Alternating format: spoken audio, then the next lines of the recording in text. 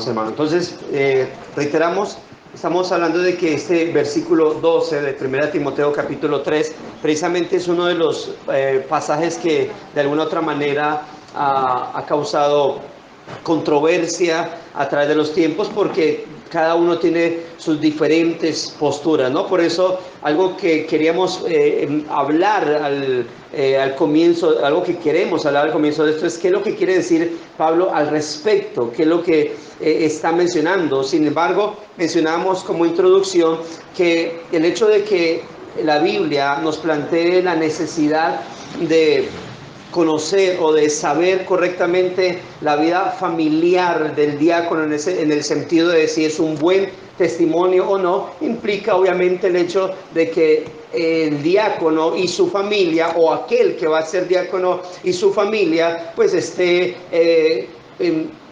inmiscuido en las cosas de la iglesia, esté inmiscuido en los asuntos fraternales. Es decir, la iglesia debe conocer a esta persona que pueda ser en algún momento postulada para el diaconado, pueda ser una persona que es abierta a lo que es la iglesia y la comunión con la iglesia. De otra manera, no se pudiese conocer cuál sería el testimonio de este hermano, por ejemplo, cuando están en su casa y el niño hace algo y de pronto uno dice qué va a hacer el hermano en ese momento, ¿sí? ¿Qué va a hacer en esa ocasión? O sea, porque es la vida familiar. Entonces, por eso hemos estado hablando de la importancia de que haya una coinonía, haya una invitación constante o esporádica, de tal manera que la iglesia pueda conocer de esta manera la familia de aquel hermano que pudiese llegar a ser un diácono, ¿no?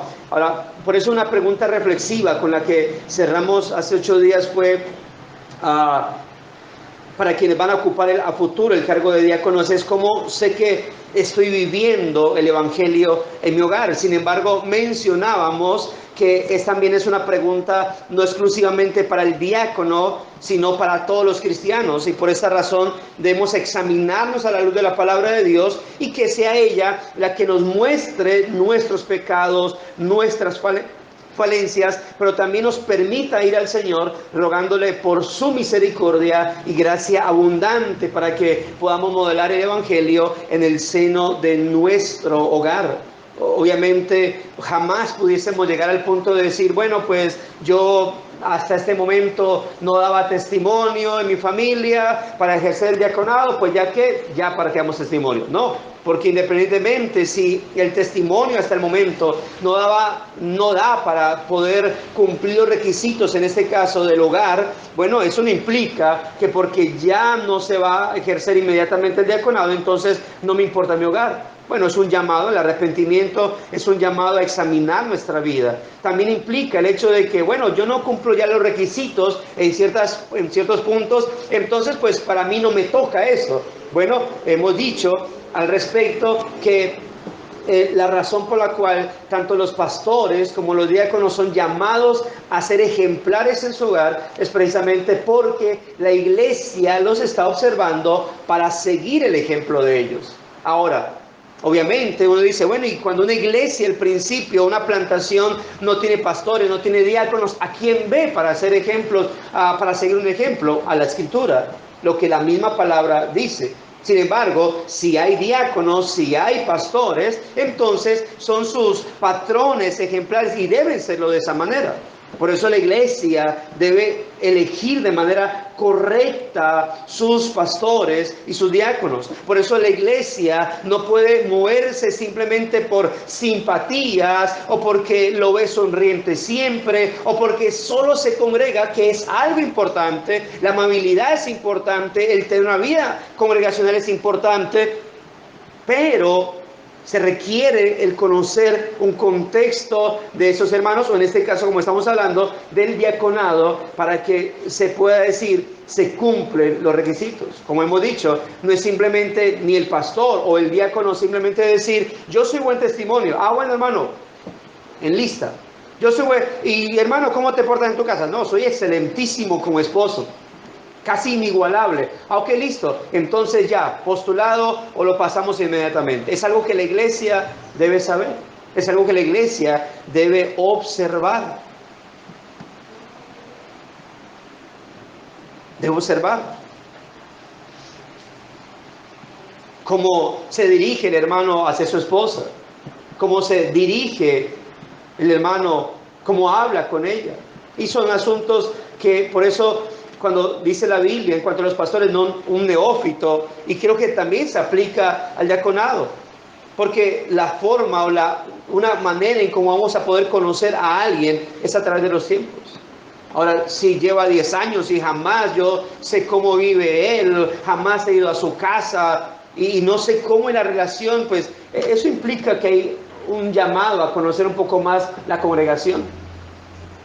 Bueno, textos como estos nos ayudan a responder un poco entonces preguntas como ¿en qué consiste llevar una vida, una familia, bíblicamente hablando? ¿Y cuál es el estándar que Dios demanda de los oficiales y por extensión de todo creyente?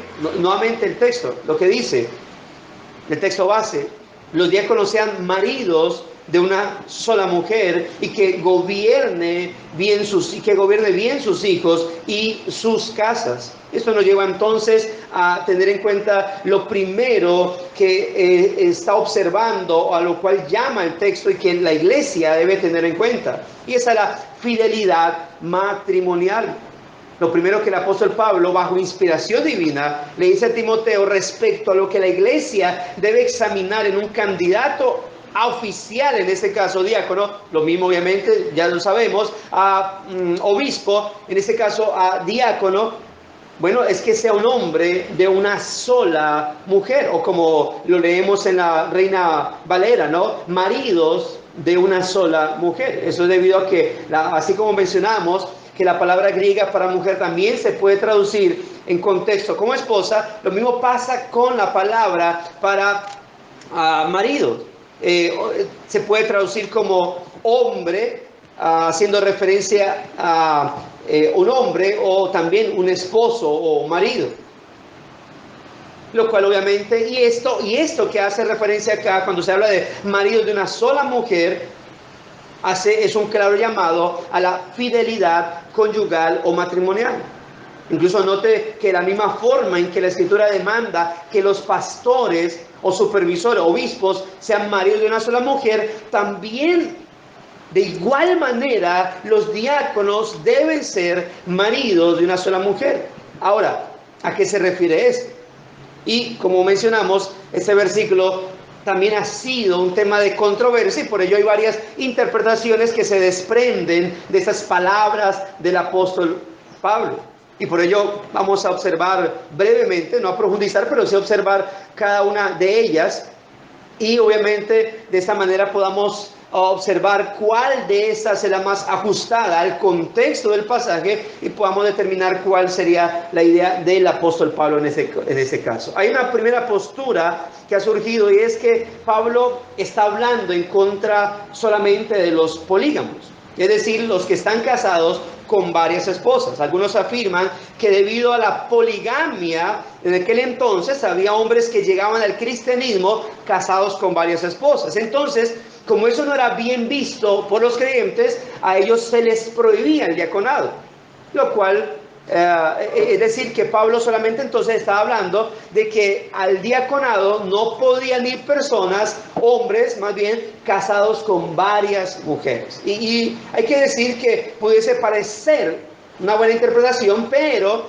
es poco probable que sea la idea principal del apóstol. Primero porque la poligamia era aborrecible tanto para los judíos como para los cristianos judíos, como para los cristianos de Roma, e incluso para parte de la sociedad la poligamia también era aborrecible. De por sí eran los magistrados, las personas de la alta alcurnia, los que abogaban o se inclinaban por la poligamia, pero la sociedad como tal, a pesar de su no cristianismo, también estaba en contra de la poligamia. Y definitivamente no era un problema en la iglesia primitiva. Así que pudiese uno decir que hay seguridad en que Pablo no se está refiriendo exclusivamente a la poligamia en este texto. Es decir, no está hablando en contra de un hombre con varias mujeres como esposa a la vez. Y segundo, porque la frase paralela de Pablo que aparece en 1 Timoteo 5:9, cuando habla de las viudas que hayan sido esposa de un solo marido,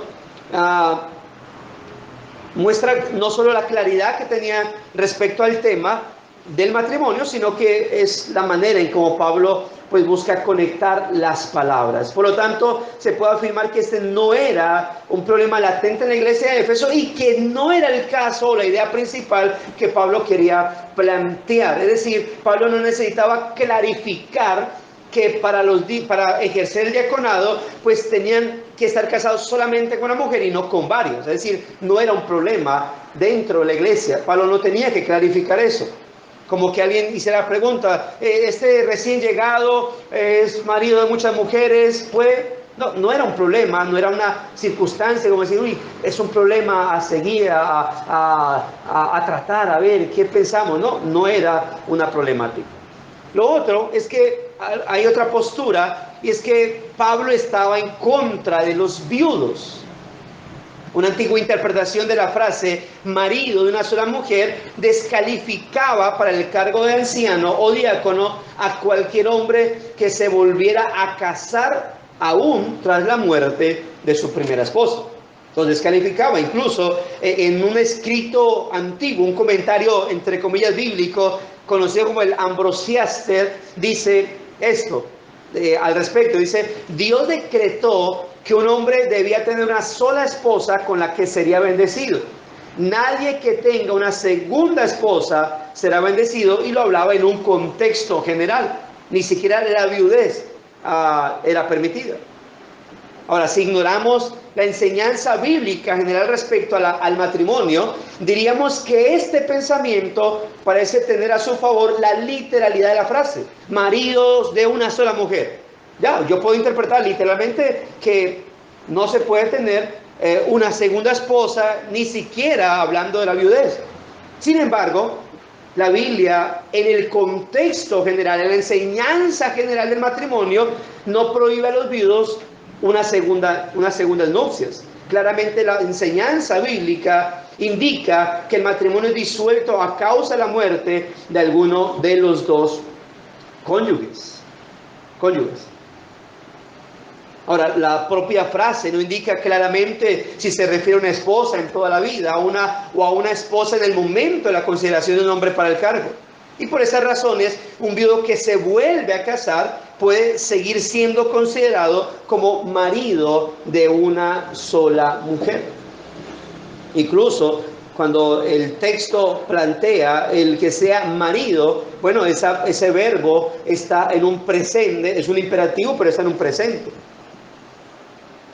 No como en un pasado progresivo, que haya sido, sino que sea.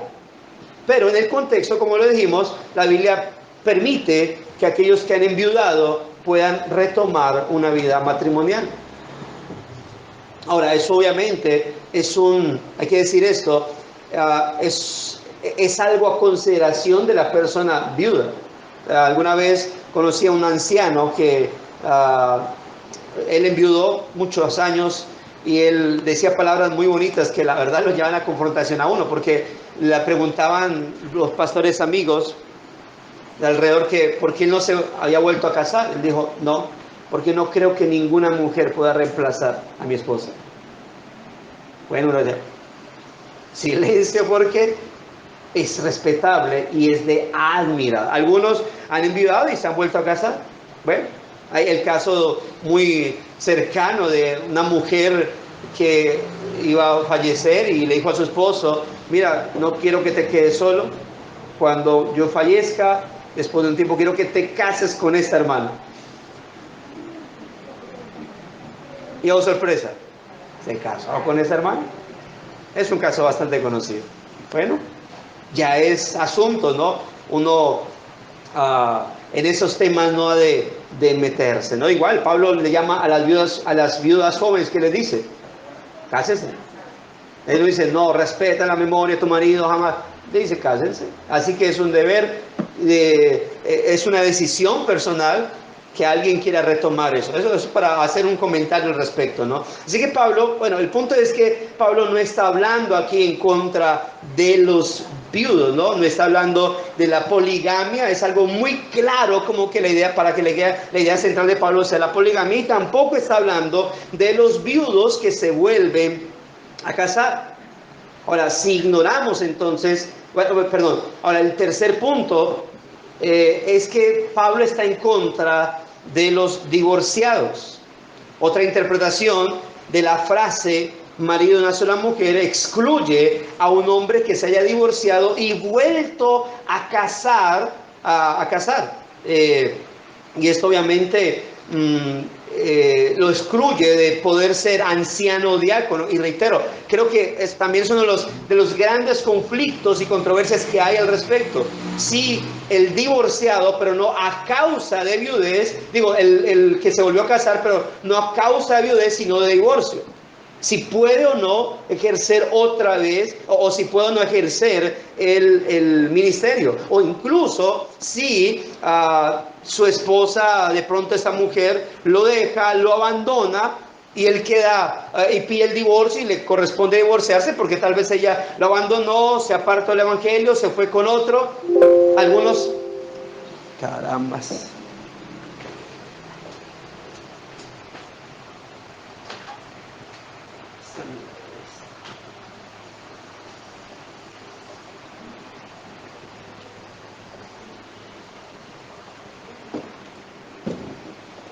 Algunos tienen gran problemática al respecto. Ahora, entre los judíos, romanos y griegos era fácil divorciarse y volverse a casar. Recordemos que para los tiempos del Señor era esa problemática, ¿no?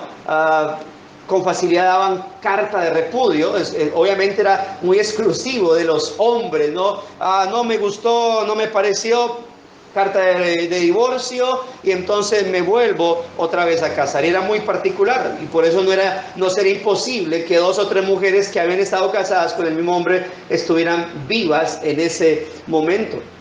Pero ante esto, algunos han calificado a esta circunstancia una poligamia sucesiva, y sostienen que Pablo aquí estaba prohibiendo a un hombre previamente divorciado y vuelto a casar de los cargos eclesiásticos, sea para obispo o para, en este caso, la diaconía oficial. Demandan que esta prohibición se debe a las situaciones potencialmente embarazosas que una esposa o esa esposa podría crear para un hombre en la posición de anciano o diácono, así como para toda la congregación. Y hermano, hay que decirlo, hay libros enteros de este tema. Tratarlo, simplemente estoy mencionando, voy a decir como lo que puede suceder o las posturas que hay, pero hay libros enteros a favor de esto, de las nuevas nupcias después del divorcio, hay libros enteros en contra de las nuevas nupcias luego del divorcio. Obviamente la mayoría están a favor de que si hay viudez se puede volver a casar, pero hay muchos en contra al respecto, otros a favor. Algunos de los que afirman esta posición no creen que el divorcio y las segundas nupcias estén jamás permitidas en las Escrituras. Según este punto de vista, un divorciado que se ha vuelto a casar es técnicamente un adúltero. Ciertamente no es marido de una sola mujer y por lo tanto no estaría calificado para un cargo eclesiástico. Y la pregunta que surgiría es, bueno, ¿cuál sería el contexto? Y si no importa ningún contexto, sino que inmediatamente es tildado como adúltero, implicaría entonces que no es una persona salva. Son preguntas que surgen, ¿no? Ahora, los defensores de este punto de vista enfatizan los pasajes de Marcos 10, 12 al 12, capítulo 10, versículo 10 al 12, y Lucas 16, 18, donde dice que se separa de su cónyuge y se casa, adultera, y que el que se casa con la repudiada adultera. Y no tienen, obviamente, y el asunto es que estos pasajes omiten esa cláusula de excepción que aparece en Mateo 5:32 y Mateo 19:9, que no aparecen en estos textos que mencioné. Es decir, en Mateo 5:32 y Mateo 19:9 aparece una cláusula de excepción respecto a los que se divorcian, porque dice, salvo por causa de fornicación, Dice, ya, si no es por causa de ello, lo que da a entender Mateo es que los que se divorcian, a menos que sea por causa de fornicación de la persona de la cual se va a divorciar, pues si se casan, si no tiene que ver con eso, por fornicación, bueno, si se vuelve a casar, adultera. Pero en Mateo 5:32 y 19:9 hay que decirlo, que se plantea una cláusula de excepción para aquellos que se van a divorciar y van a volver a casar. Si no es esa la causa, si no es por causa de fornicación, entonces no puede haber un matrimonio. Y es ahí donde se plantea la controversia. Si se inclinan totalmente a Marcos 10 al 12, Lucas 16, 18, y alguna explicación tendrán al respecto de Mateo 5:32. Incluso algunos han dicho que no, lo que está hablando Mateo 5:32 es que si el día de la boda, escuchado esta explicación, se dan cuenta de que ella realmente no era virgen, sino una fornicaria, y que ya había tenido relaciones sexuales, entonces podía desecharla. Pero esto implicaría algo de, también como lo mismo, ya está casado con ella, pero como se va a dar cuenta, ¿cómo entonces va a llegar a ese punto? O si hablamos de nuestro contexto, donde muchos vienen lamentablemente con una vida sexual ya activada antes de Cristo, ¿cómo entonces se aplicaría un texto como este? O implicaría entonces que Mateo 5:32 y 19:9 no se aplicaría para nosotros los gentiles por no ser judíos. Ellos no parecen hacer una excepción incluso si el divorcio y el nuevo matrimonio se produjeron antes de la conversión a Cristo. Porque algunos dicen, pero es que él antes de ser creyente, él se casó y se separó y se volvió a casar y llegó con esa persona. Algunos dicen, no, ni siquiera así tampoco se puede. Porque ya él entró en adulterio. Y hay iglesias, mire, no sé si reformadas, pero por lo menos en iglesias de línea pentecostal han hecho que personas dejen a los esposos o esposas con las que llegan simplemente por el hecho de que es que esa no es originalmente tu esposa. Es que tu esposa, pero es que resulta que la persona con la que me casé al principio ya está con otra persona. Bueno, entonces te separas con la que estás y empiezas a orar para que esa mujer primera entonces deje a su actual cónyuge y regrese contigo. Y eso forman unas problemáticas y han dañado iglesias de esos cortes legalistas, yo creo que puedo decirlo así, han destruido hogares que han llegado, porque hay gente que se ha creído esa enseñanza y dicen, ok, bueno, si estoy en pecado, me toca entonces renunciar a esta actual pareja y empezar a rogar, a ayunar, a pedir, a implorar que mi primera pareja pues deje a la con la que está, así tenga hijos, y yo dejar así tenga hijos para poder reactivar mi nuevo hogar, mi hogar primario.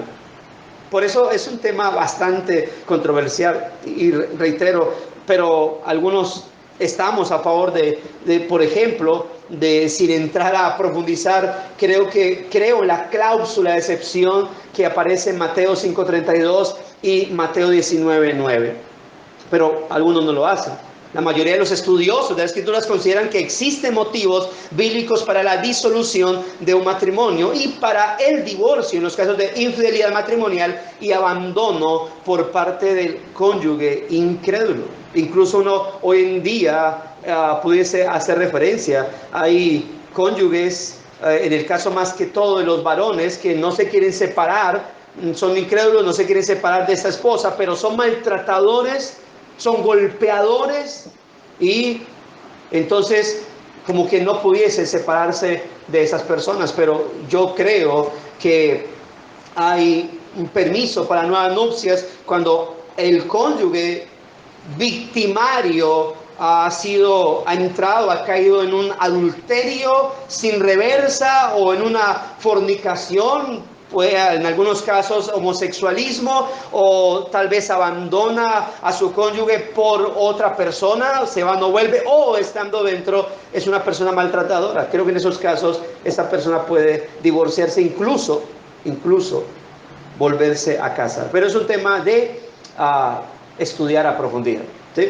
En tales casos el nuevo matrimonio es permisible y legal, aunque reitero, algunos dirían no, es pecaminoso, y es respetable, cada uno lidiará con sus propias posturas, ¿no? En otras palabras, volverse a casar después de un divorcio legal no significa que esa persona tenga dos cónyuges, o que el nuevo matrimonio en sí sea de alguna manera inferior o no esté permitido.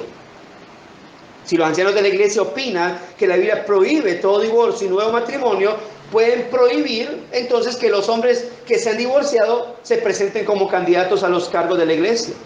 Pero es un asunto que tendrán que organizar doctrinalmente con toda la congregación.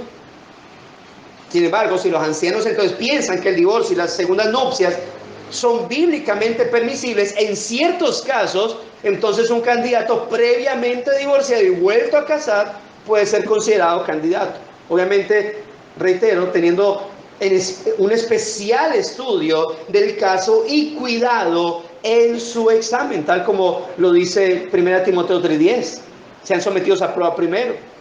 O como dice 1 Timoteo 5:22, cuando Pablo le dice, no impongas con ligereza las manos en ninguno ni participes en pecados ajenos.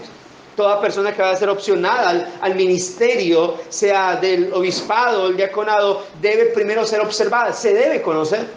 Ya hace poco, cuando estábamos estudiando la eclesiología, desde el capítulo 26 de la Confesión de Fe, mencionábamos el caso de un hombre que llegó a una iglesia, venía de otro país, de Ecuador, llegó a una iglesia carismática, obviamente, o en ese caso, más bien, de la Ilustración, y llegó con un matrimonio, se casó, pero resultó que este hombre tenía un historial terrible, había dejado un historial terrible en Ecuador de maltrato, de un poco de cosas. Pero en esta iglesia nueva que estaba, ya era un líder, ya podía, ya servía, y obviamente fue un escándalo. Eso implica obviamente el tener mucho cuidado al respecto. Es decir, son casos que deben tenerse con mucho cuidado, deben estudiarse con mucho cuidado, y obviamente implican charlas con esa persona, con ese hermano, con esa esposa con la cual está. La frase entonces, marido de una sola mujer, es un juicio positivo sobre el carácter y la reputación pública del candidato.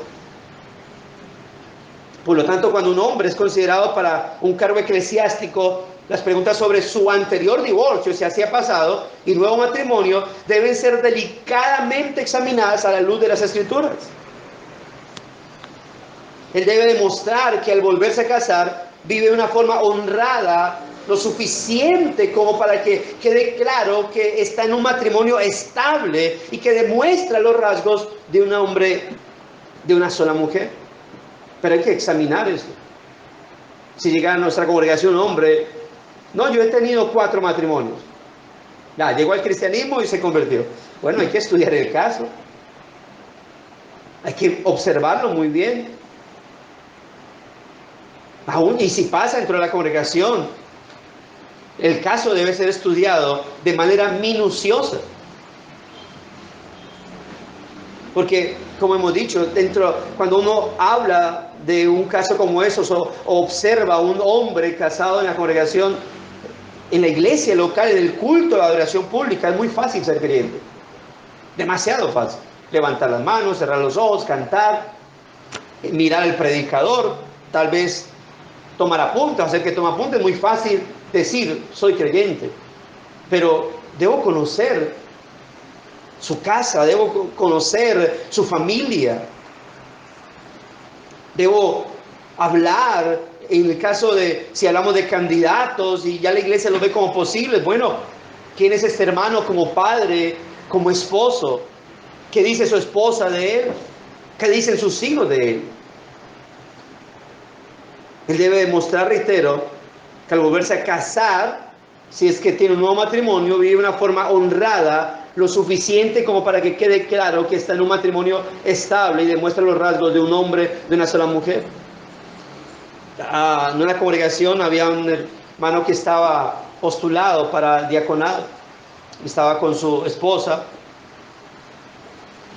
Resulta que cuando se casaron, donde los casaron, pues la forma en como él consiguió esta mujer fue que la trajo del mundo, como se dice. El pastor no estuvo de acuerdo, pero ellos estaban empecinados a casarse, ya habían entrado en intimidad sexual, él dijo, bueno, el pastor dijo, estoy hablando de una iglesia de línea pentecostal, no reformada. El pastor dijo, bueno, si usted se quiere casar, bueno, que lo case en otra iglesia. Así fue, él fue a otra congregación, habló con el pastor, él dijo, ¿me puede casar? El pastor dijo, sí, yo lo caso. Los casó. Lo extraño es que él vuelve a la iglesia y ahora sí puede servir en esa iglesia. El pastor dijo, yo no lo caso, que lo case otro. Ya lo casó otro, listo, ahora puedo volver acá. Bueno, el asunto es que esto ocurrió en un periodo de 3-4 meses. Bueno, empezaron los problemas, ella tenía sus hijos, sus hijos también empezaron en problemática, se dieron cuenta que no se entendían, pasaron a una iglesia reformada, allá empezaron los problemas, las circunstancias difíciles, al no aguantarse a esta mujer, porque no se la aguantaba y no se la aguantaba, porque ella era celosa, por esto y lo otro. Él decidió no aguantar y decir, no aguantó más, la echó de la casa y pidió el divorcio. Ahora, en ese caso, cosas así por el estilo, este hombre ya no pudo ser opcionado más para ser candidato de diaconía. ¿Por qué? Porque demostró que una problemática de personalidad, decía el pastor, a cada rato me tocaba ir a arreglar problemas, o porque se estaban tirando, porque se estaban gritando, pero finalmente él dijo, no, yo mismo tomé la decisión, yo le dije, váyase a la casa porque no nos aguantamos más. Ya están divorciados. Bueno, en ese caso, pues, el hermano solamente está de miembro de la iglesia, pero no puede ocupar un cargo de diaconía.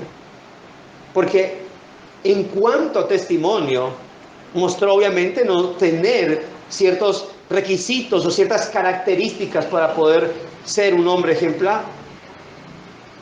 Y podrá servir desde la informalidad, como ya hemos hablado, ¿no?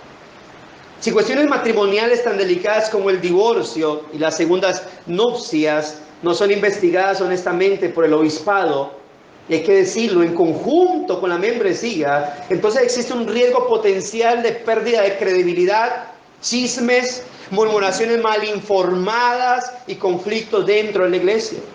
Hay que decirlo, si es un caso, son casos muy delicados a ser estudiados. Si bien pudiésemos decir, no queda totalmente impedido, si hay casos, sí son casos a estudiar minuciosamente para decir sí se puede, o finalmente con la congregación decir no. El caso es complicado, es demasiado difícil. Habría que examinar detalladamente por parte de los pastores y los miembros el caso de manera particular para ver si este hermano puede ser candidato y posterior oficial en la iglesia. Y para no dejar aquí la cuarta postura es que Pablo está en contra de los solteros. Y reitero, así como hemos hablado, este también es otro punto de mayor controversia. ¿Puede un diácono ejercer diaconía si está soltero? Y algunos argumentan que esto sería un principio que si Pablo está hablando en contra de una diaconía oficial en hombres solteros, dicen algunos que este principio descalificaría al mismo Pablo, ya que se presume que él era viudo y que se mantuvo en el estado de soltería hasta su muerte. Sin embargo, personalmente no veo que esto sea un argumento en contra, un argumento a favor que pueda decir que Pablo no estaba hablando o Pablo estaba en contra de la soltería. Como diciendo, Pablo no estaba casado, entonces si Pablo no estaba casado, entonces no estaba en contra de la diaconía, o en ese caso hemos hablado del obispado de hombres solteros. Muchas veces la gente demanda que los ancianos y diáconos deben estar casados, parte del argumento de ellos, sí, con hijos, porque la Biblia dice que deben ser esposos y padres. Sin embargo, no se puede negar que otra parte de eruditos y comentaristas rechazan este punto de vista. Ellos argumentan que si Pablo exigía el matrimonio de los ancianos y diáconos, se contradecía con sus instrucciones en primera a los Corintios, capítulo 7, versos 32 y 35, donde alentaba la soltería por sus ventajas de un servicio más eficaz a Cristo y a su pueblo. Un soltero no tiene sobre sí las demandas, dicen ellos, que tiene un hombre, lo que decían en el argumento, un soltero no tiene sobre sí las demandas que tiene un hombre casado con hijos que le absorben más para poder servir al Señor. Incluso citan también Mateo 19:12, donde dice que los eunucos, que hay eunucos que nacieron así del vientre de su madre, y hay eunucos que son hechos eunucos por los hombres, y hay eunucos que asimismo se hicieron eunucos por causa del reino de los cielos. En su argumento también plantean que si el matrimonio es un requisito para el anciano o el diácono, Pablo habría puesto un freno a su afirmación de la soltería, porque sería una desventaja para el soltero que aspira a ser anciano o diácono de la iglesia. Es lo que ellos afirman, ¿no? Sin embargo, hay que decir que el apóstol Pablo no se contradice, reitero, no se contradice cuando habla de que un soltero sirve mejor a Dios y luego plantea como requisito para los pastores y diáconos el estar casado. Porque hay que tener en cuenta, muy en cuenta, que el servicio de la iglesia al Señor no se limita a pastores y diáconos. Los pastores y diáconos en un sentido oficial son los dos únicos cargos oficiales en la iglesia local, pero no es la única forma de servir dentro de la iglesia. Ya hemos mencionado que diaconía en su definición general es servir, y es algo muy extenso dentro de la iglesia local. Por otro lado, debo tener cuidado en presentar al matrimonio como un estorbo para el servicio del Señor. Así que creo que si estos hermanos que argumentan que Pablo no está en contra de la soltería, porque entonces estaría contradiciéndose, creo que cuando Pablo hace mención de que un soltero serviría o agradaría más al Señor, no creo que Pablo esté presentando el matrimonio como un estorbo, porque eso estaría entonces dando esa señal. O sea que lo que Pablo está diciendo es que los que son casados casi no pueden servir bien al Señor, y eso sería algo muy incorrecto de parte de Pablo. Así que no creo que Pablo esté cayendo en ese estado. Por eso reitero que lo que Pablo está hablando es en un servicio general al Señor, pero cuando hablamos de obispado y diaconía en un sentido oficial, ya el asunto es diferente. Es decir, en la iglesia, según lo que Pablo relata, por ejemplo, en Romanos capítulo 12, Pablo dice que cada creyente está llamado a servir. Primera de Pedro capítulo 4, entonces los apóstoles hablan de que todos los creyentes tenemos dones para servir. Es decir, todos los creyentes servimos de alguna otra manera al Señor. Ahora hay un contexto obviamente de persecución que Pablo también está teniendo en cuenta al respecto. Pero Pablo no está presentando el matrimonio como un estorbo para el servicio del Señor. Ahora el asunto es, hermanos, reiterando, que Pablo no está contradiciéndose y que el asunto con la oficialidad del obispado y la diaconía es muy distinto en el asunto del cargo que se va a tener en cuenta, que se está teniendo en cuenta como ejemplos a seguir dentro de la iglesia. El servicio general entonces no es limitado por el matrimonio, ni impulsado por él. Pero en cuanto a los asuntos de los oficiales, la Biblia, en este caso Pablo, bajo inspiración divina, ha establecido que los pastores y diáconos deben ser casados, porque son hermanos que son ejemplos a seguir dentro de la iglesia. ¿Se acuerda la respuesta que damos respecto a quiénes eran las mujeres de 1 Timoteo, capítulo 3, versículo 11? Y porque esas mujeres eran las esposas de los diáconos. ¿Por qué? Porque los hombres, los diáconos, iban a hacer labores de casa en casa. Así que implicaba obviamente, o en este caso, que esos hermanos fuesen casados para que tuvieran el buen respaldo de sus esposas, sobre todo en asuntos donde iba a entrar en familias, donde tal vez habían viudas jóvenes o mujeres. Y ahí estarían las mujeres apoyando. Ahora, independientemente de los puntos de vista, el punto concreto es que el apóstol Pablo exhorta a aquel que quiere ser pastor o diácono, debido a que debe estar casado. Algunos dirían al estar casado. Bueno, en este caso, yo diría desde este punto de vista, debido a que deben estar casados, deben ser hombres que solo tienen ojos para su esposa. Es un hombre que está verdaderamente comprometido, tanto en cuerpo como en alma, con su esposa. Es un hombre que se distingue por su fidelidad matrimonial, que él es fiel al pacto que hizo con su iglesia el día de su boda. Un hombre que se vea de esta manera, si el diácono no va a tener problemas entonces al visitar otras casas o al tener relación con otras mujeres cuando vaya a otras casas, porque va a estar su esposa y siempre va a estar colocándola en alto.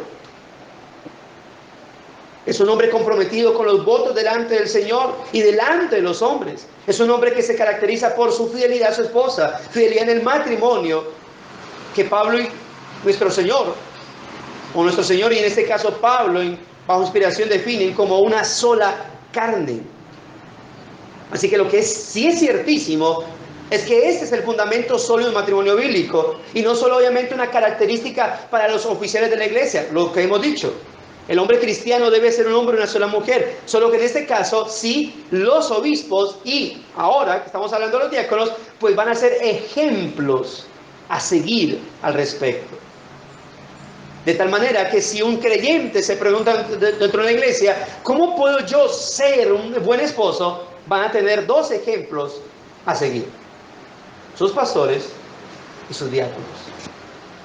De tal manera que si un esposo requiere responder inquietudes respecto a su familia, a su posición como cónyuge, puede acercarse a los pastores o incluso en esa amistad o fraternidad a los diáconos. ¿Cómo haces tú? Porque yo veo que tú eres o que tú haces. Y en este caso entonces hablamos de que, bueno, no voy a cerrar el punto acá, queda otra parte del punto a tratar respecto a la fidelidad, ya a lo que sí podemos decir que Pablo se está enfocando. Ahora, al respecto de estas posiciones o estas posturas, hermano, yo defiendo la que tenemos acá en nuestra congregación. Cada uno dará cuenta al Señor si hay iglesias que dicen, por mí no hay problema, yo creo que un diácono puede ser soltero. Respeto tu postura. No, yo creo que el diácono puede ser divorciado. Sí, es cierto. Yo creo, es lo que está hablando al respecto acá con el tema de los diáconos como una exigencia, sobre todo porque cuando la Biblia plantea que el diácono sea marido, o sea hombre, eso es la mujer, bueno, eso es un imperativo. Y creo que la Biblia habla de que un requisito particular para los pastores, y en este caso diáconos, deben ser esposos. Deben ser esposos. Pero vamos a seguir hablando de este tema de la fidelidad, o de lo que implica la fidelidad a la cual el apóstol Pablo está hablando respecto al matrimonio. No sé si hay alguna pregunta o aporte hasta este punto de lo que hemos hablado. Y si no, bueno, vamos a pasar entonces a nuestro tiempo de receso y regresamos en minutos.